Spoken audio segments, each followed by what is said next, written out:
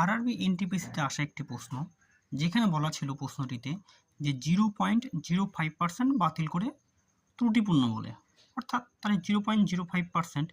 তো এটাকে আমরা পার্সেন্টটাকে তুলে দিয়ে বললাম 0.05% উঠানোর জন্য 100, আর দশমিক বিন্দু উঠানোর জন্য ওখানে দু ঘরের জন্য 100 হয়ে গেল। তো এটা কাটাকাটি করলে হয় 1/2000, অর্থাৎ বলা হচ্ছে যে বাতিল 2000টা যদি পরীক্ষা করে তাহলে একটি বোতল বা একটি পরীক্ষা বাদ দেয়। তাহলে এই অর্থে প্রশ্নে বলা হচ্ছে 4টি বাতিল করে, তাহলে আমাকে একটাকে 4 বানাতে হবে, তাহলে অতএব 4 দিয়ে গুণ করতে হবে। তাহলে আমরা যদি 4 দিয়ে গুণ করি তাহলে উপরেও 4 দিয়ে গুণ, নিচেও 4 দিয়ে গুণ, তার মানে 8000, উপরে 4, 4/8000, তাহলে অ্যান্সার অর্থাৎ 8000টা পরীক্ষা করলে আমাদের 4টি বাতিল হবে।